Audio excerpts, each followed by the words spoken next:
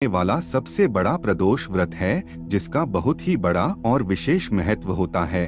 और ऐसा दिन पूरे साल में सिर्फ एक ही बार आता है। और दोस्तों, आप सभी लोग जानते हो कि गुरुवार प्रदोष का अगर सबसे बड़ा कोई उपाय है तो वह 31 चावल केने वाला उपाय है। तो दोस्तों, इस गुरुवार की प्रदोष तिथि के दिन आप लोगों को इस 21 चावल के दाने वाले उपाय को जरूर करना है। बहुत सारे लोग होंगे जिन लोगों ने इस उपाय को ना किया हो, मतलब पूरा साल निकल गया, उन्होंने किसी भी दिन इस 31 चावल के दाने वाले उपाय को ना किया हो। पर दोस्तों, आपके पास एक आखिरी मौका बचा हुआ है, जो कि 1 अगस्त के दिन है। तो इस दिन आप लोगों को इस वाले उपाय को जरूर कर लेना है। भले ही आपने पूरे महीने भर इस उपाय को ना किया हो, पर अगर आपने इस श्रावण महीने के प्रदोष तिथि के दिन अगर इस वाले उपाय को कर लिया तो आपको इस उपाय को करने का वह फल मिलेगा जिसकी आपने कभी कल्पना भी नहीं करी होगी। इसीलिए आप लोग इस वाले उपाय को एक बार जरूर कर लेना, ताकि आप लोगों के हाथ से यह मौका ना जा सके और आपको इस उपाय को करने का फल मिल सके। दोस्तों, यह उपाय पंडित जी ने अपनी अभी की ही शिव महापुराण की कथा हम बताया है, जिस उपाय को आज हम आपको बहुत अच्छे से समझाने वाले हैं। इस वीडियो को देखने के बाद इस उपाय को समझने के लिए आपको कोई और वीडियो को देखने की जरूरत नहीं पड़ेगी। तो चलिए दोस्तों, उपाय को शुरू करते हैं। देखिए, यह श्रावण महीने के गुरुवार के दिन यह इतना खास होता है, इतना महत्वपूर्ण होता है। देखा है, कभी कभी बड़े बड़े पूजा पाठ अनुष्ठान से जो मनोकामना पूर्ण नहीं होते, वह श्रावण महीने के दिन एक छोटे से उपाय करने से ही आपकी मनोकामना पूर्ण हो जाती है। और बहुत सारे लोगों ने इस उपाय को किया भी है और उनको इस उपाय को करने का फल भी जरूर मिला है। अगर आप लोग भी इस उपाय को करना चाहते हैं तो आप इस उपाय को पहले अच्छे से समझ लेना, सुन लेना, उसके बाद करना। आपको इस उपाय का फल जरूर मिलेगा। और इस उपाय को कर लेने से आपके घर में चाहे किसी भी प्रकार की दुख और समस्या क्यों ना चल रही हो, आपको उसका कारण भी नहीं पता है कि भाई यह समस्या किस कारण से चल रही है। उसका कुछ भी कारण हो सकता है, जैसे पितृ दोष हो सकता है या किसी भी तरह का मंगल दोष भी हो सकता है। तो इस दिन आप लोगों को यह वाला उपाय कर लेना है। यह एक ऐसा उपाय है जिस उपाय को अगर किसी विशेष दिन पर किया जाए तो भाई उस विशेष दिन का जो है वह तो हमें मिलता ही मिलता है, पर हमने उस दिन पर इस उपाय को किया है तो हमें उससे भी बड़ा फल मिलता है। और फल बहुत जल्दी मिलता है, क्योंकि आप इस उपाय को बहुत ही बड़े और विशेष दिन पर कर रहे हो। तो चलिए अब उपाय के बारे में बात करते हैं, लेकिन उससे पहले आप लोगों को यह जानना आवश्यक है कि आखिर यह उपाय किस समय करना है, किसको करना है और कैसे करना है। तो चलिए हम आगे आपको वीडियो में एक एक करके बता देते हैं। लेकिन उससे पहले अगर आप लोग हमारे चैनल पर नए हैं तो हमारे चैनल को सब्सक्राइब कर लेना और इस वीडियो को लाइक करके कमेंट बॉक्स में श्री शिवाय नमस्तुभ्यम ओम नमः शिवाय जरूर टाइप कर देना। तो दोस्तों, इस 31 चावल के दाने वाले उपाय को हमें इस गुरुवार प्रदोष के दिन कैसे करना है, किसको करना है, किस समय करना है और कहां पर करना है, यह सारे सवालों के जवाब आपको इस वीडियो में मिल जाएंगे। और जो यह वीडियो देखेगा भाई, उसको 31 चावल के दाने वाला उपाय जरूर करना चाहिए, क्योंकि इस दिन एक चावल के दाने का भी बहुत ही बड़ा और विशेष महत्व होता है। और जब बात आ जाए 31 चावल के दाने की, तो यह सोने सुहागा वाली बात हो जाती है और यह एक बहुत ही बड़ा उपाय हो जाता है इस गुरुवार प्रदोष तिथि का। तो अब दोस्तों, इस 3 चावल के दाने वाले उपाय को आखिर करना किसको है, सबसे पहले हम लोग वह बात जान लेते हैं। तो देखो, घर की जो बड़ी माताएं बहनें होती हैं, उन माताओं बहनों में से कोई भी एक बड़ी माता बहन इस वाले उपाय को कर सकती है। और दोस्तों, अगर आप चाहे तो अपने घर में से सभी सदस्यों को भी इस उपाय को करवा सकते हैं। अगर किसी व्यक्ति की खुद की कोई मनोकामना है, खुद की कोई दुख और परेशानी है जो कि वह अपने लिए ही करना चाहता है इस वाले उपाय को, तो वह खुद अपने लिए भी कर सकता है। बाकी अगर कोई घर में से ऐसा है जो कि अपने पूरे घर परिवार की सुख और शांति के लिए यह वाला उपाय करना चाहता है तो भाई वह भी कर सकता है, उसमें भी कोई दिक्कत वाली बात नहीं है। कहने का मतलब यह है कि इस उपाय को हर एक सदस्य भी कर सकता है और पूरे घर परिवार के सदस्य के लिए घर की बड़ी माताओं बहनों में से कोई एक माता बहन भी कर सकती है। माताएं बहनें अगर घर में उपस्थित ना हो या वह यह वाला उपाय ना कर पा रही हो तो फिर घर का कोई बड़ा सदस्य भी इस 31 चावल के दाने वाले उपाय को कर सकता है, चाहे फिर वह पुरुष ही क्यों ना हो, उसमें कोई भी दिक्कत वाली बात नहीं है। अब दोस्तों, इस 31 चावल के दाने वाले उपाय को हमें करना कहाँ पर है? हमें इसे शिव जी के मंदिर में जाकर करना है।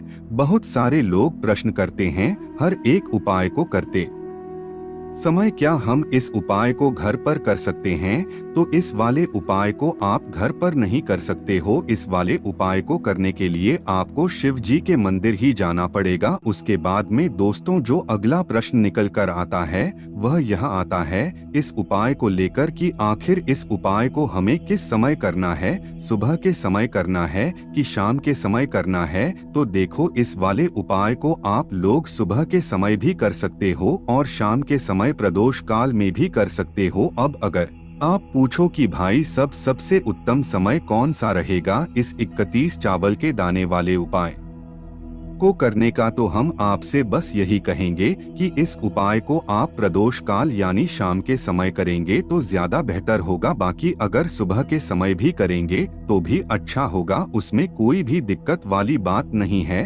तो अब दोस्तों जो अगली सबसे बड़ी और महत्वपूर्ण बात आती है वो यह आती है कि सुबह अगर हम उपाय को करेंगे तो हमें कितने बजे से लेकर कितने बजे तक के बीच में करना है और शाम के समय प्रदोष काल में करेंगे तो हमें कितने बजे से लेकर कितने बजे के बीच में करना है। तो देखो, सुबह जितनी जल्दी हो सके आप उपाय को करने की कोशिश करना। बाकी अगर किसी कारण वश लेट भी हो जाओ, थोड़ी देर भी हो जाए, तो 10 या 11 बजे तक भी आप उपाय कर लेना, पर 12 बजे से ज्यादा देरी ना हो, ठीक है? इस बात का ध्यान रखना। उसके बाद में दोस्तों अगर शाम के समय प्रदोष काल की बात करें, प्रदोष काल का जो समय होता है वह शाम के 6 बजे से शुरू हो जाता है। मतलब शाम के 6 बजे से लेकर 7 बजे के बीच का जो समय होता है यह समय प्रदोष काल का समय होता है। पर अभी जो मौसम चल रहा है इस मौसम में जो है शाम बहुत देरी से होती है,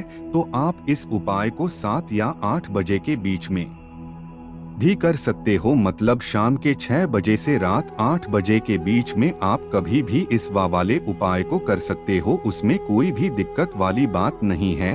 अब दोस्तों यहाँ पर इस उपाय को लेकर एक और सबसे बड़ी बात यह निकल कर आती है कि इस 3 चावल के दानों को हमें लेना कहाँ से होता है और हमें इस उपाय को करने के साथ में क्या और कुछ भी सामग्री ऐसी होती है जो शिव जी के मंदिर लेकर जानी पड़ रहती है। तो देखो यहाँ पर हम आपको बता दें, सबसे पहले आप लोग यह जान लो कि यह जो 3 चावल के दाने वाला उपाय है सिर्फ और सिर्फ आप उपाय की सामग्री लेकर कभी भी शिव जी के मंदिर मत जाना, क्योंकि हमें भगवान के सामने यह नहीं दर्शा है कि अगर हम भगवान शिव जी के मंदिर आए हैं तो अपने फायदे के लिए आए हैं। तो इसलिए जो भी पूजन सामग्री है, उपाय सामग्री है, 31 चावल के दाने, इसके साथ में आपको पूजन सामग्री भी जरूर लेकर जाना है। देखो, अगर सुबह के समय उपाय कर रहे हो तो सीधी सी बात है, 1 लोटा जल तो आप लेकर जाओगे ही जाओगे। वही 1 लोटा जल अगर मिट्टी का जल हो तो बहुत अच्छा रहेगा। मिट्टी का जल कैसे बनाया जाता है इसके लिए हमने पहले से बहुत सारी वीडियोस बना दी है। आपके पास इस दिन एक आखिरी मौका रहेगा मिट्टी का जल शिवजी पर चढ़ाने का और उपाय को करने का। बहुत बड़ा आपको इस दिन फल मिलेगा, तो इसीलिए इस दिन हो सके तो भाई मिट्टी का जल चढ़ाना तो अपने साथ में कम से कम 1 लोटा जल तो आपको लेकर जाना ही जाना है। अगर मिट्टी का जल नहीं है तो घर का जल भी आप इस्तेमाल कर सकते हो। इसके अलावा जो भी पूजन सामग्री है, देखो 31 चावल के दाने यह अलग आपके रहेंगे और जो आपकी पूजन सामग्री रहेगी वह अलग रहेगी। पूजन सामग्री में आप जो भी चीज लेकर जाना चाहे वह लेकर जा सकते हैं। एक बेलपत्र भी लेकर जा सकते हैं, उसमें कोई भी दिक्कत वाली बात नहीं है।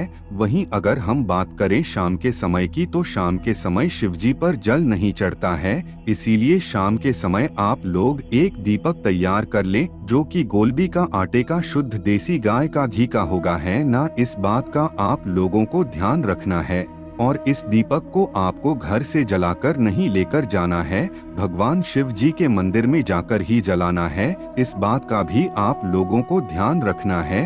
अब दोस्तों, यहाँ पर हमें इस बात को समझना है कि यह 31 चावल के दाने हमें लेना कहाँ से है। क्या हमें दुकान से लेकर आना है या हमें अपने घर से लेना है या कहाँ से लेकर आना है और कौन से चावल लेना है, क्योंकि चावल भी बहुत प्रकार के होते हैं। तो देखो, इन सभी सवालों के जवाब आप लोग एक बात में सुन लो कि भाई यह जो उपाय है, इस उपाय में आपको यह नहीं देखना है कि भाई कौन से चावल है कौन से चावल नहीं है। बस जो भी चावल ले रहे हो वो चावल का दाना सबूत होना चाहिए, मतलब साबुत होना चाहिए, टूटा हुआ नहीं होना चाहिए, कटा पिटा नहीं होना चाहिए। यह बात आपको ध्यान रखना है। बाकी आपका चावल बासमती हो या सादा चावल हो या कोई सा भी चावल हो, उसमें कोई भी दिक्कत वाली बात नहीं है। तो सीधी सी बात है कि आपके घर के रसोई घर में जहां पर आप भोजन बनाते हो, वहां पर जो भी चावल आपके उपस्थित हो, उन चावलों में से अपनी एक कटोरी भर लेना या एक मुट्ठी चावल अलग से निकाल कर रख लेना, क्योंकि हम 30 चावल ही यहाँ पर इस उपाय में लेने वाले हैं। तो हमें यह चावल के दाने गिन कर निकालने पर ढेंगे। इस बात का आप लोगों को ध्यान रखना है।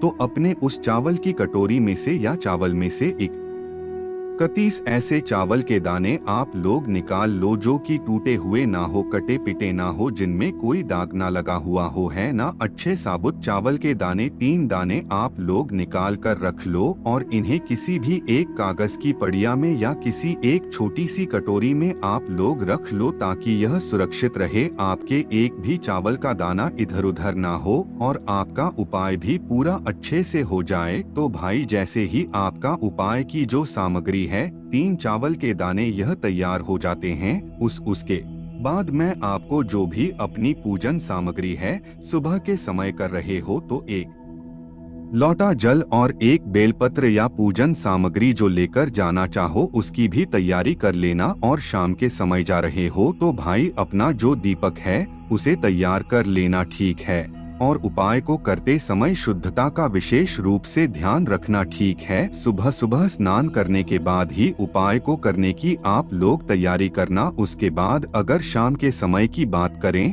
तो शाम के समय आपको स्नान करने की जरूरत नहीं है, पर शुद्धता का ध्यान रखना है। आपको स्नान तो नहीं करेंगे, आप हाथ मुंह धोकर भी इस वाले उपाय को शाम के समय प्रदोष काल में कर सकते हैं। इसमें कोई दिक्कत वाली बात नहीं है। तो आप अपने उपाय की पूरी सामग्री तैयार करके आपके पास ही में जो आपका शिव मंदिर हो वहां पर पहुंच जाइए। सबसे पहले शिव मंदिर में जाकर आप लोगों को उपाय नहीं करना है, पहले भगवान के दर्शन करना है, भगवान से आशीर्वाद प्राप्त करना है। फिर शिव जी की शिवलिंग के पास में आना है। शिवलिंग के पास में आने के बाद आप जो पूजन सामग्री लेकर आए हुए हैं, जैसे कि सुबह गए हुए होंगे, तो एक लौटा जल और जो भी पूजन सामग्री लेकर आए हैं आप उनसे भगवान शिव जी की पूजन कीजिए। सबसे पहले तो एक लौटा जल ही चढ़ेगा, फिर आपको एक बेलपत्र श्री शिवाय नमस्तुभ्यम का जाप करते हुए शिवलिंग पर चढ़ा देना है। उसके बाद में आपकी पूजन सामग्री चढ़ेगी। उसके बाद में अगर दोस्तों शाम के समय अगर आप इस उपाय को कर रहे हो तो अपने साथ में कम से कम एक जो दीपक है गोल बाती का जो आप अपने साथ में लेकर गए हो, उस दीपक को मंदिर में जाकर अपनी माचिस से जलाना है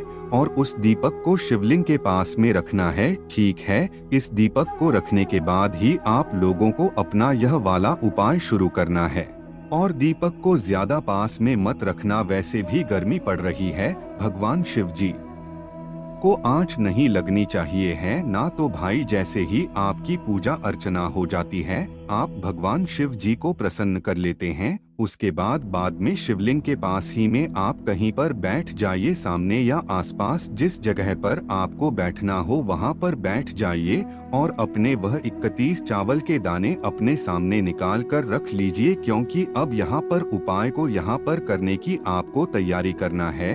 और इस तरीके से जब आप उपाय करेंगे, पूजन सामग्री करने के बाद, पूजन अर्चना करने के बाद, तो आपको उपाय का फल बहुत जल्दी और बहुत बड़ा होकर मिलेगा। तो अपने 31 चावल के दाने अपने सामने निकाल कर रख लेना। और यह जो उपाय है यह आपकी सीधे हाथ की हथेली से होगा, इसलिए इस बात का भी विशेष रूप से ध्यान रखना है। तो सीधे हाथ की हथेली का प्रयोग करके ही आप लोग अपना इस वाले उपाय को करना। अपने सामने जो भी आपकी कागज की पुड्डिया है उसको खोल कर रख लो, या कटोरी है तो भाई उसे अपने सामने रख लो और अपने वह 31 चावल के दाने निकाल लो, ठीक है। उसके बाद में दोस्तों अब आपको क्या करना है कि शिवलिंग आपके सामने होगी, तो आपने वह 31 चावल के दाने एक एक करके जहां पर आपने बेलपत्र चढ़ाया है, आपको शिव जी के शिवलिंग के ऊपर चढ़ाना है। कहां पर चढ़ाना है? शिवलिंग के ऊपर चढ़ाना है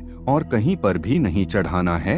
आपको अपने हथेली से तो शिवलिंग के ऊपर चढ़ाना है, भले ही फिर वह अपने आप जलाधारी पर गिर जाए या मतलब वहीं पर गिर जाए, उसमें कोई दिक्कत वाली बात नहीं है, पर आप चढ़ाओ शिवलिंग के ऊपर ही। तो आपको क्या करना है, अपना पहला चावल का दाना उठाना है, श्री शिवाय नमस्तुभ्यम बोलना है और शिवलिंग पर चढ़ देना है। इसी तरीके से दूसरा चावल का दाना उठा है, शिवलिंग पर चढ़ाना है और मंत्र बोल देना है। और फिर तीसरा चावल का दाना उठाना है, श्री शिवाय नमस्तुभ्यम बोलना है और चढ़ देना है। इसी प्रकार से आपको पूरे 31 चावल के दाने एक एक करके शिव जी के शिवलिंग के ऊपर चढ़ाना है और भगवान से प्रार्थना करते जाना है। मतलब प्रार्थना तो आपको आखिरी में करना है, पर हर एक चावल के दाने को चढ़ाते समय श्री शिवाय नमस्तुभ्यम जरूर बोलना है। उसके बाद ही में यह चावल का दाना शिवलिंग के ऊपर आपको चढ़ाना है। जैसे ही आपके 31 चावल के दाने शिवलिंग के ऊपर चढ़ जाते हैं, तो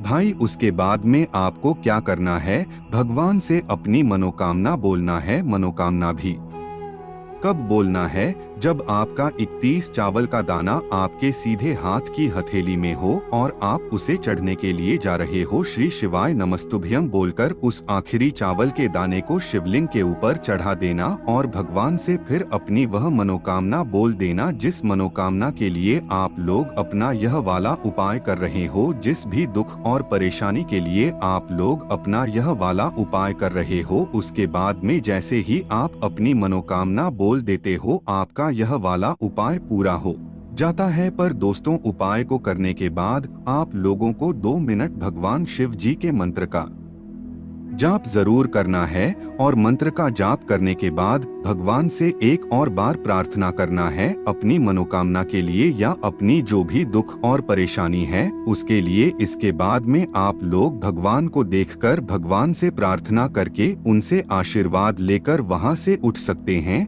और अपने घर पर जा सकते हैं।